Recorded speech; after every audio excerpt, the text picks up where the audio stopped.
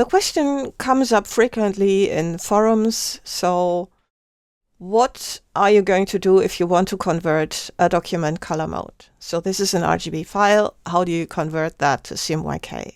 Do you use edit colors and then convert it? Or do you use file, document color mode and then convert it? Or even both? What do you need to do? And also, what's important, what happens to the places where the color has already been used in the file? So do those get changed, or does Illustrator just update the things on the artboard?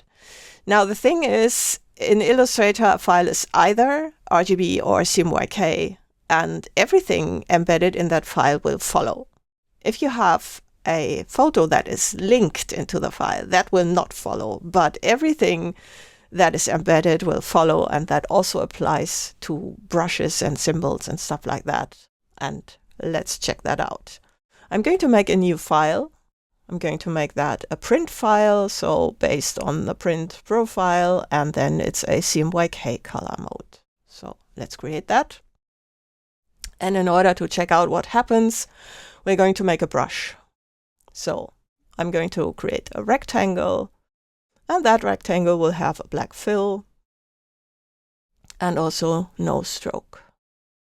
So the fill is black. Like, let's set that to CMYK as well, so it's 100K black, pure black. And let's drag it into the brushes panel and make an art brush, just like this, and set the method to tints. So when I later apply that to a stroke and change the stroke color, then it will follow. And we're going to have a comparison. So let's set this to that blue here, and then let's draw something using the brush, and you see the same color has been applied and they are the same. So the square and the line, they are exactly the same color. This is what tints does when it's a pure black, at least 100K. And in RGB color mode, it needs to be RGB 000. So let's convert this.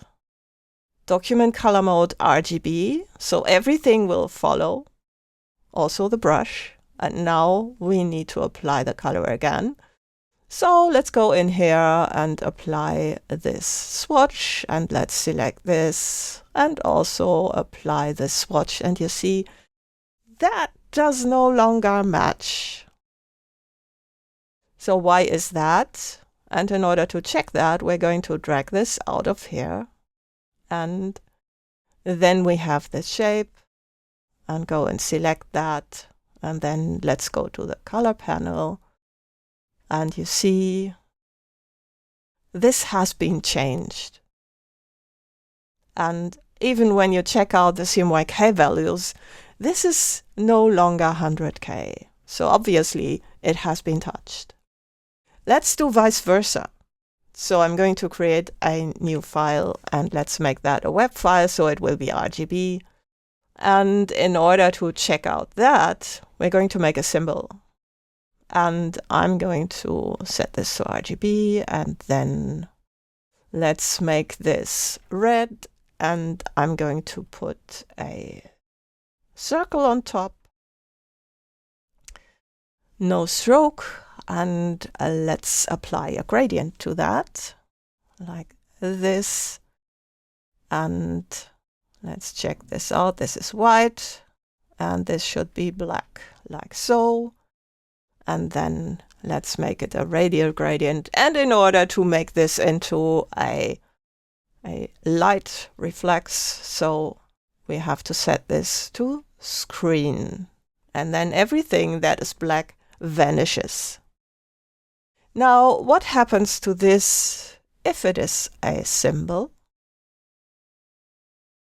Like this. So it has been turned into a symbol instance, but I will just place another one. So these are symbol instances. Now, if I convert this to CMYK color mode,